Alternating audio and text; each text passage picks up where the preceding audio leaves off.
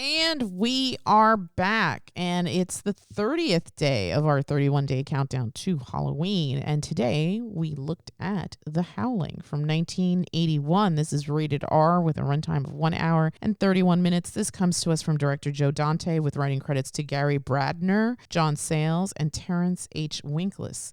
According to the IMDb blurb, a bizarre and near-deadly encounter with a serial killer, a television newswoman is sent to a remote mountain resort whose residents may not be what they seem. This is tagged as B-horror, body horror, folk horror, werewolf horror, and horror. This is probably still the best of the werewolf stories, and surprisingly enough, still holds up from 1981. This is from a very long time ago. Yeah.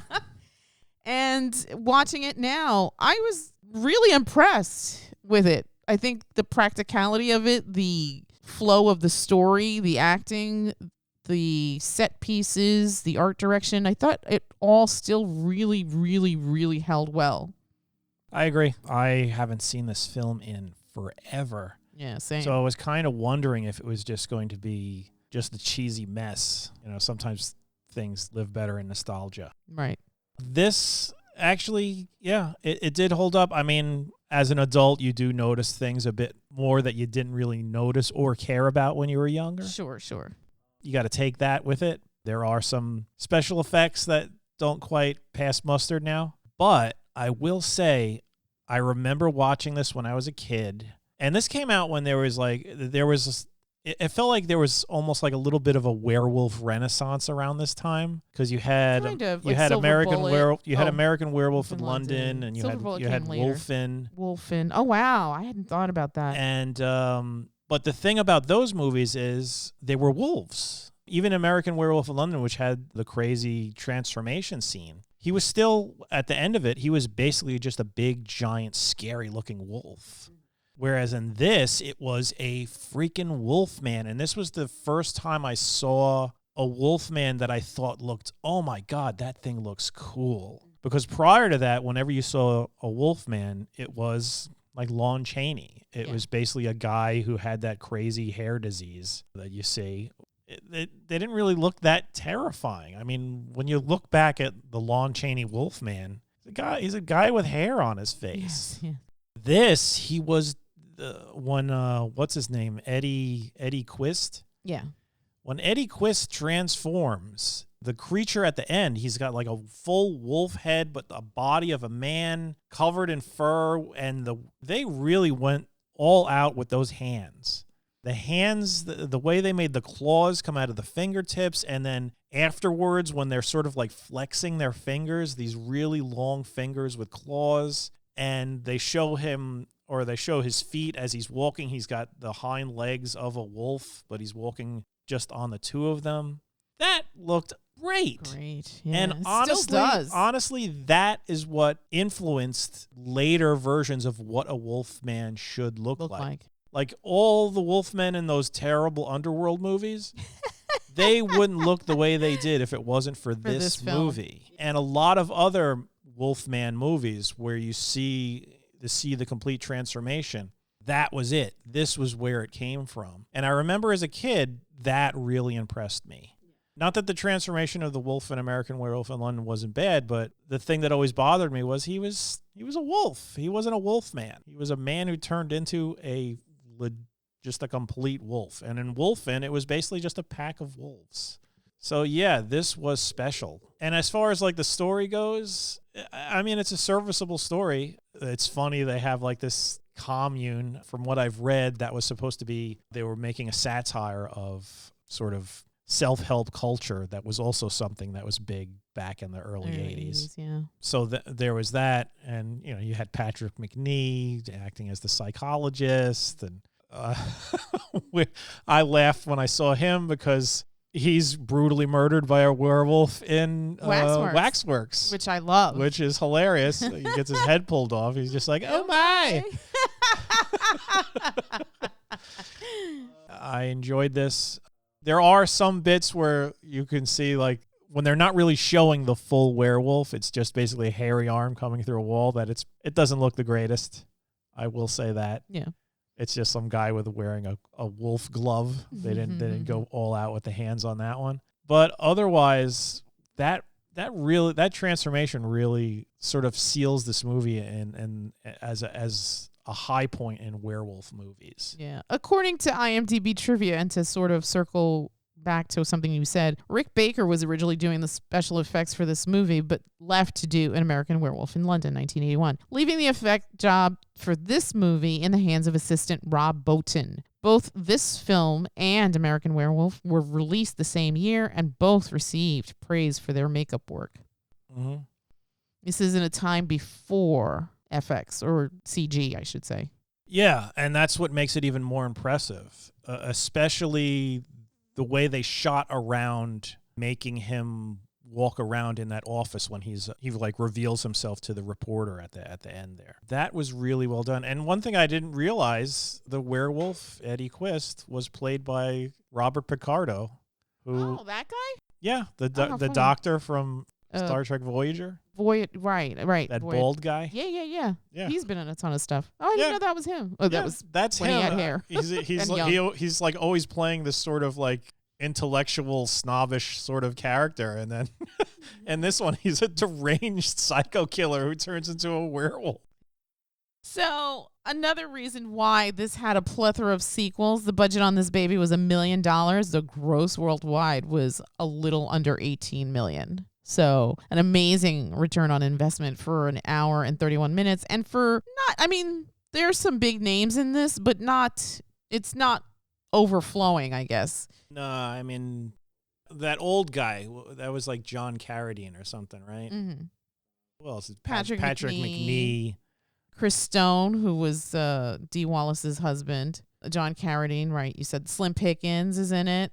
I feel like those are like the bigger names. I mean, you had like the older guys at the resort. I'm sure some of them were famous for something, but I can't. There was that one actor who I always think is Dick Cavett, but is not Dick Cavett. Oh, I don't know who that is. But Dick Miller, you've seen that guy in that thing. He played Walter.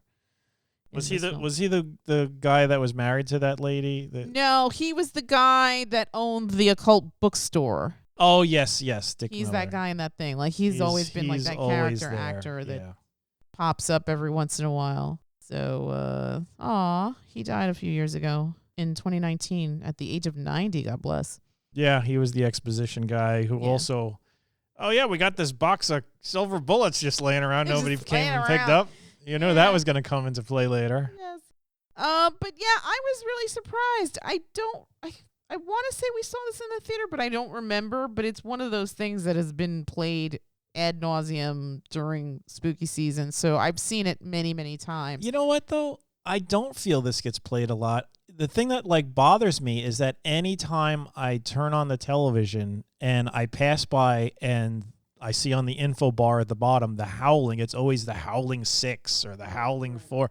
There's a plethora of absolutely terrible sequels to this movie. This film never, like, it could have been a franchise, but whoever took over just did such shitty work. Oh my God, these films were just god awful. They were just cash grabs at that point. Yeah, you know? I just remember there was one that they constantly played with like this blonde lady who it was basically just an excuse to show her boobs. That was like the entire premise of the movie.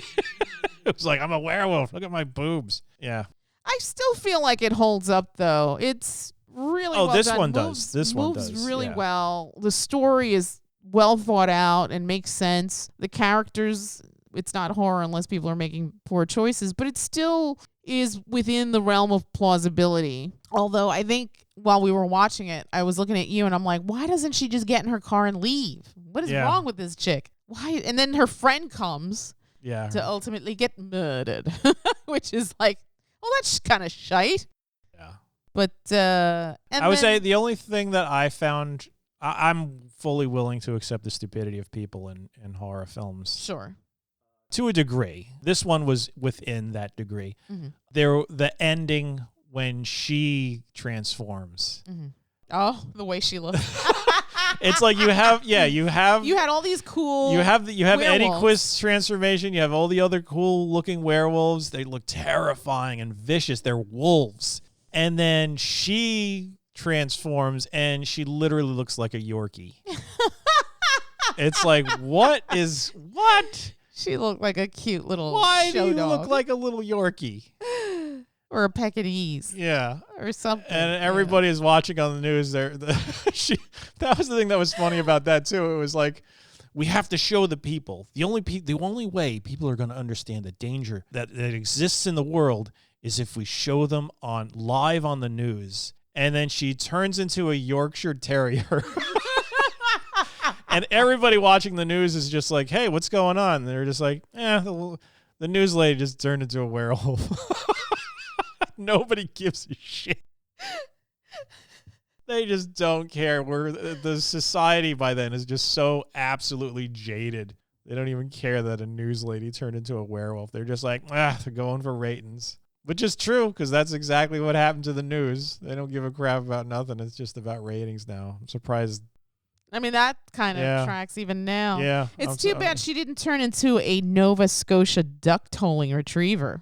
Oh, yes. Like Indy, who is from Good the Boy. handsomest leading actor in a horror film this year. 1 to 10, what would you give this? I'd give this an 8. I think I, too, would give it an 8. I think it still holds up for a movie that is, get this, 44 years old. Oh, God.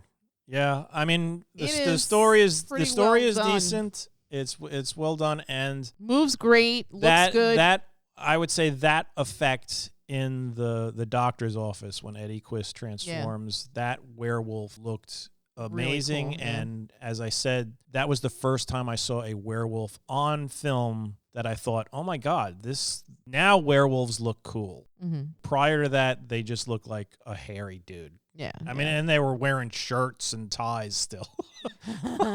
like the Lon Chaney's Wolfman, he still had like a plaid shirt and pants on the entire time. He was dapper. Yeah. I could have lived without the Martha storyline. Was that the sister? Marcia, sorry. I could see that, but that's kind of part of the whole tits in the 80s movies. There's the tits in the 80s, but also the sort of like self-help colony where it's a free love, man. That sort of thing that they were making fun of. But they're werewolves and they're murdering people. Yeah, well, it doesn't mean what kind they're... of self-help is that?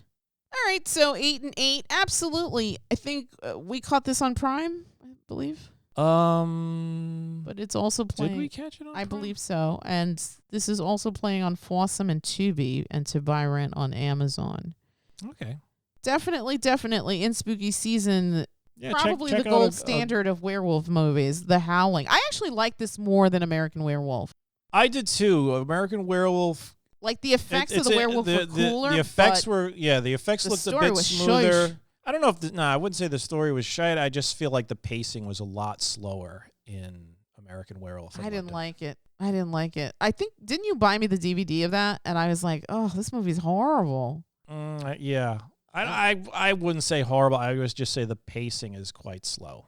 Yeah. This one, we're off to the races. This one, the pacing is much quicker. Yeah. Well, you had the whole salacious element to it, which kind of funny because earlier we watched The Sadness, which incorporates a salacious part to the story, but here it's, I think, handled better. Well, I think because in The Sadness it's more front and center, and it's just more gruesome. And just as far as the sex in this goes, it's not really like coerced sex or anything like that. It's just this dude, him and his wife just aren't connecting anymore. So he's just like, I'm just gonna go off and I'm strangely attracted to this woman, and she's apparently got like werewolf pheromones, or I don't know what the hell's going on. She was in heat, and he was responding to it. Yeah. All right. Well, please support our friend KT, who's raising funds for St. Jude's. Don't forget to like, share, and subscribe, and come back tomorrow as we wrap up the month. What will it be? I wonder. You'll have to tune in tomorrow to find out. And with that, we'll bid you all a good night. Good night.